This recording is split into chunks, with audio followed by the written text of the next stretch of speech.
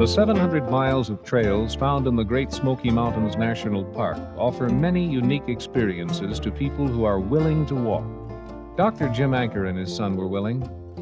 Let's find out how they go about enjoying the Smokies. I've walked in a lot of places in this country and outside of it, and there are a lot of places I like to walk, but there's no place that I like to walk better than here. And I suspect maybe I like to walk here better than most anywhere else, including the Western Mountains. There's a quality of the Smokies. They're soft.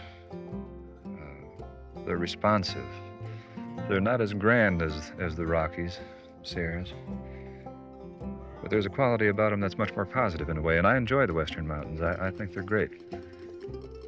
But when I walk into these mountains, I don't feel like they are daring me to walk into them. I feel like they're inviting me to. And now I don't spend as much time in the West. Maybe the folks that do the mountains there feel the same way. And that's an entirely different kind of beauty than standing on, Charlie's Bunyan, for instance, is a relatively accessible place. It's also, I think, one of the prettiest places in the Smokies. You have just a fantastic view from this precipitous, rocky projection sticking out off the top of the mountain down into the Greenbrier. There's nothing there. You're just standing there all alone, and the wind can be howling, snow blowing. It doesn't make any difference whether you can see it or not. If you know it's there, you're part of it.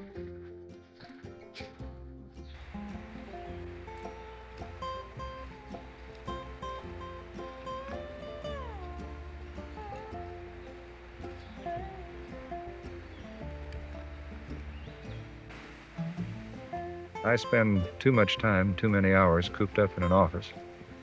I was raised in the woods and like being outdoors. I like to get away from the people pressure. And this is certainly a place to do it, no question about that. I like the exertion. It makes me feel good. It's I don't know if it's so much a test or anything like that. It's just something that you do. It's I suppose the same reason that people jog or play handball or tennis or whatever they do. Except it seems to me that doing this is an occupation that's infinitely more rewarding than jogging around a track particularly. Besides that, you draw something here. You get a transfusion. It not only changes your set and gets you away from the pressures, but there's something positive here. You look out at that green floor of the forest and the trees budding and the sun coming through the trees. It fills you up. It gives you a refueling. You sort of feel that you draw a sense of softness or something from the soil and a sense of strength from the mountains and energy from the winds and the storms, I suppose. I don't know. I don't mean to sound so much like a poet, but it's something like that for me.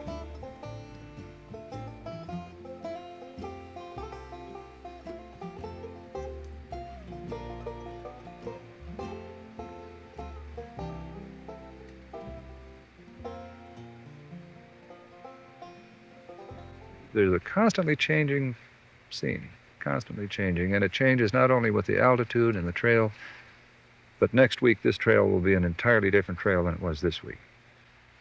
Most of the flowers that we saw on the way up here today, I couldn't identify. Chances are very good in several weeks they won't be there. There'll be another set, and I perhaps will be able to identify that set. They change rapidly. The botany in the park is one of the world's wonders.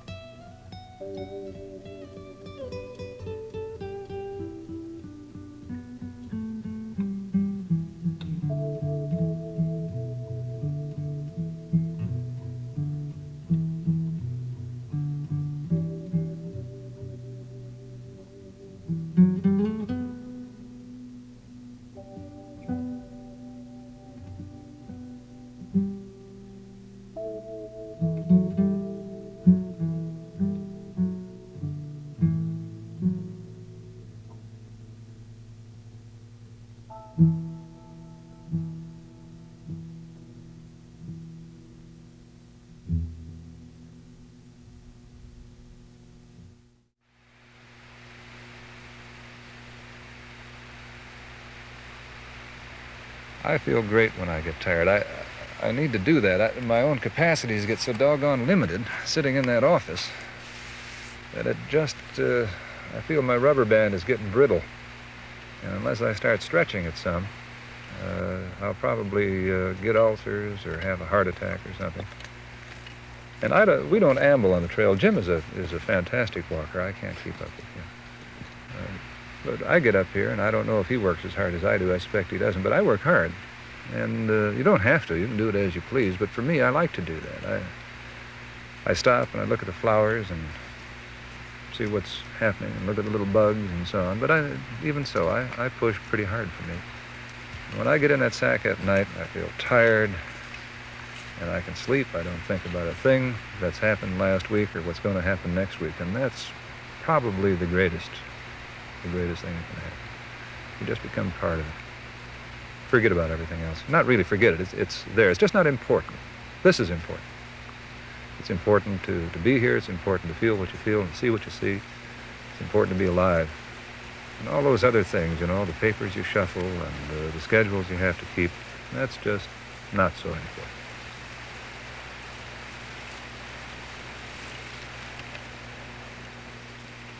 I like mainly to get away from school, living in the town, and all the people, especially the people, I guess.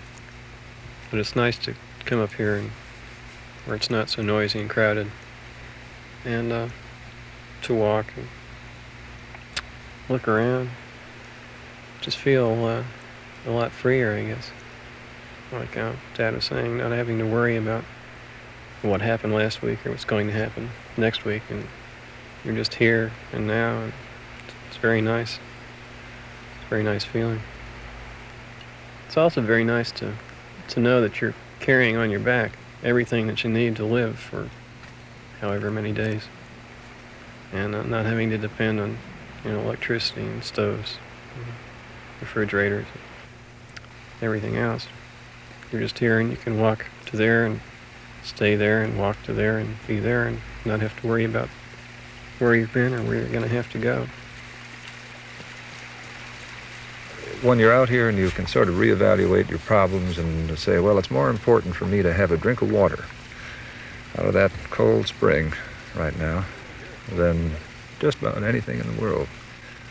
Whether I get my income tax refund back or whether I get the mortgage payment in or whatever.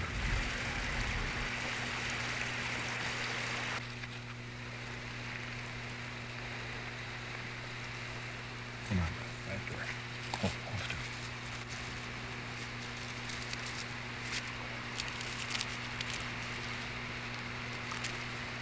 Oh, at Russell Field for several years there was a big old sow bear and several cubs. They keep their cubs for 2 years until they finally let them loose.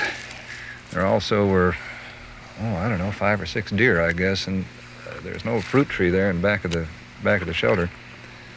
And they weren't tame at all. They're wild animals, except they weren't frightened either. They weren't hunted, and there weren't many people there, and we were just sort of part of nature, which is what this is all about, I guess. We were at least we felt as much that we belonged there as they did.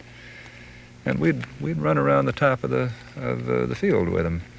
We'd sort of chase them a little bit, and they'd run away, and then they'd chase us, and we'd run away. It's just playing, just like any animal's playing, I guess. It's a high. It's a great high.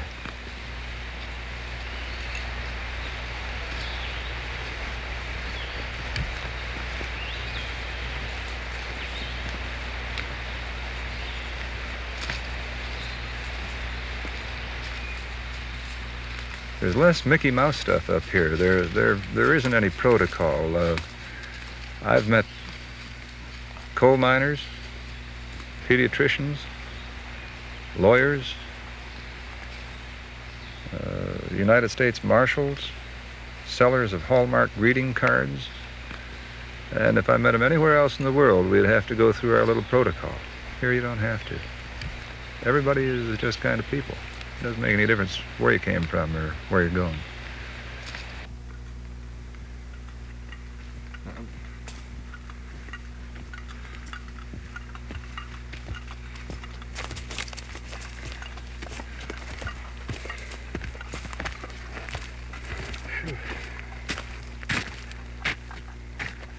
That's it.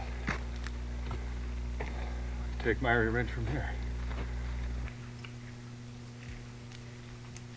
I didn't know better. I'd say it was right.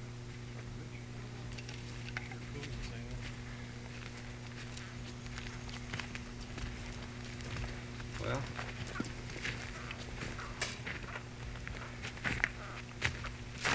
where you want to put it?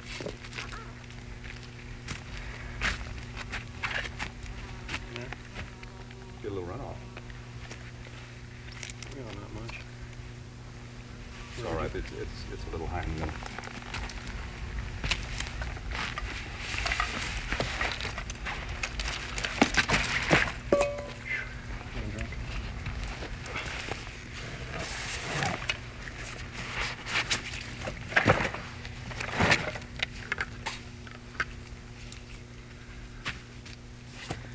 It's not a bad idea to boil the water, but we usually don't. You have to know where it's coming from. If it's coming from a spring, and you know the spring is good, especially if it's high. As a matter of fact, I think boiling ruins the taste of it. It comes out of the ground about, I think it's around 55 degrees. It's nice and cold.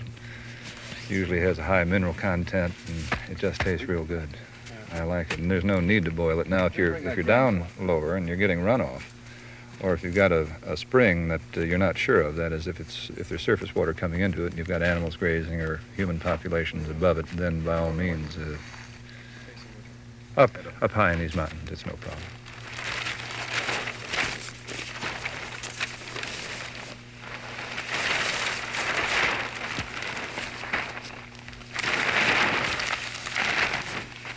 Is that all right? Yeah, that's about it.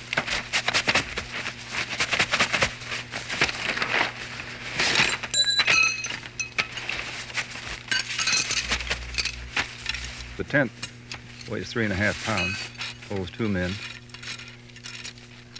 One of the problems with backpacking tents, lightweight tents made out of nylon, of course, all of them are made out of nylon. If they're waterproof, then the nylon doesn't breathe. And when you're sleeping inside of them, the body moisture that you evaporate, that you transpire, give off, doesn't have any place to go, and it collects on the inside of the tent. So on a nice, cold, clear night, it'll be raining inside of the tent.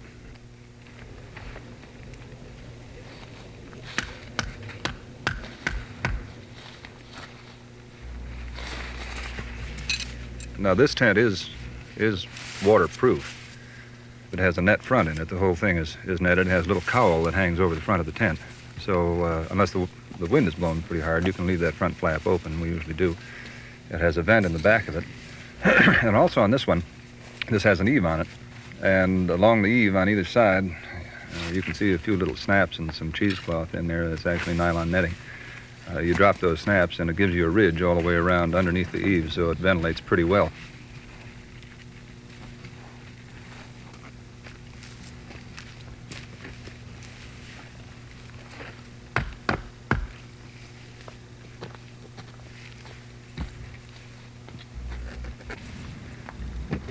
Just go ahead and tighten those up. Oh, boy, that's a tough one.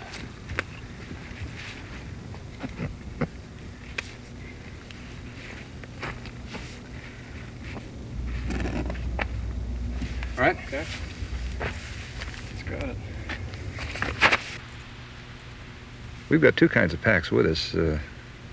This one I'm carrying is a jerry pack. It's a small one. I think they call it the Vagabond. The reason I'm carrying that is because it's big enough to carry the gear that I've got with me, and not much bigger. The whole pack and the frame weighs 2 pounds. That's about as light, short of a little day pack, about as light as you can go. The amount you carry in your pack depends really upon what you want to carry. And we try to carry as little as possible, and still I'm sure we carry more than we need, probably a quarter, half again as much as we need. It's probably not a bad idea to do that, but when Muir went walking on the trails, he used to take a sack with him, a blanket, a copy of Paradise Lost, the New Testament, and that was it.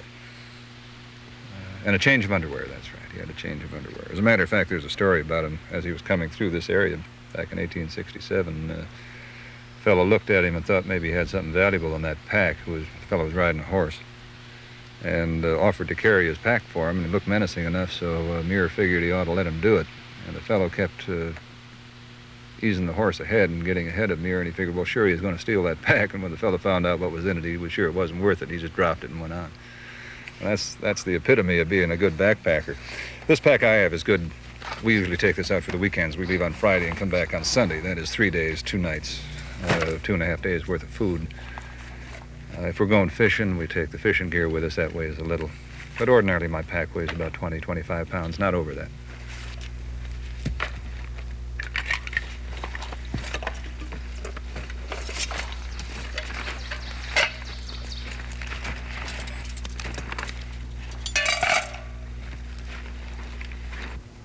We carry Sierra Club cups.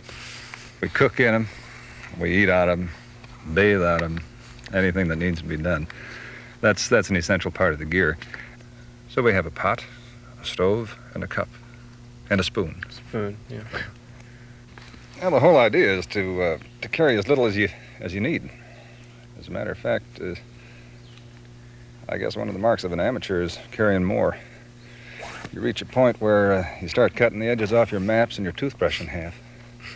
I don't have any maps with me, which says something, and I do have a toothbrush, and it's cut in half.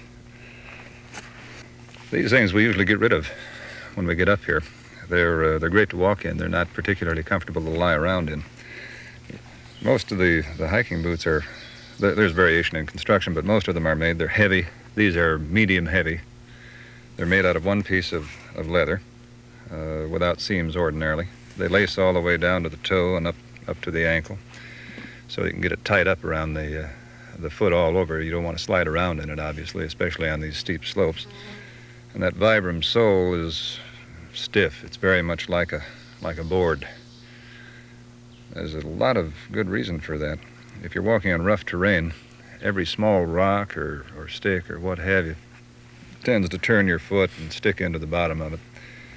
This means when you set that thing down on a rock, it's like you're standing on a board. Despite the fact you have to carry that weight around with you, they give you an awful lot of support. It makes it easier walking, not harder, and much safer.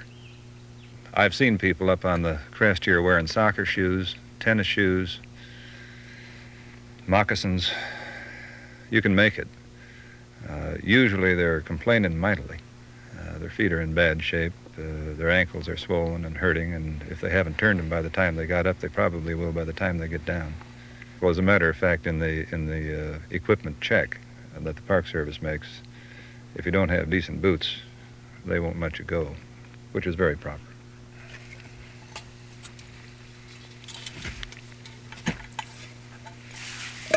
That'll do. You hear stories about bears injuring people, and that's sometimes is true. We've seen a lot of them, and I've never had any trouble at all. The only trouble we've had is that one time that Jim had his pack ripped up. They do seem to be awfully damn clever, bright animals. I've heard stories of them climbing the trees and grabbing a hold of the lines that the packs were strung on and pulling the packs up. Literally, I've never seen that now. But there's no real problem.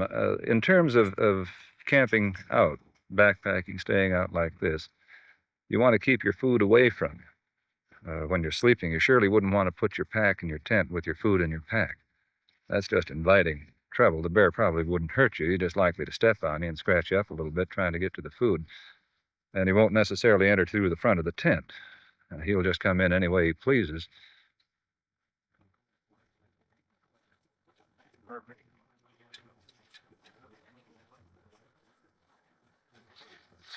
Well, there's an old poem. How does it go? The children's hour?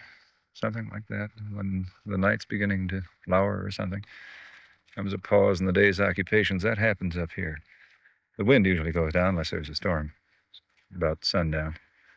Or as the sun is setting. In the morning, too. Things quiet down. The birds come in close. You can usually hear them. And everything just stops. Of course, you don't have much sunlight left. When you're up high, the sun goes down very quickly. And when it's down, it's pretty well dark.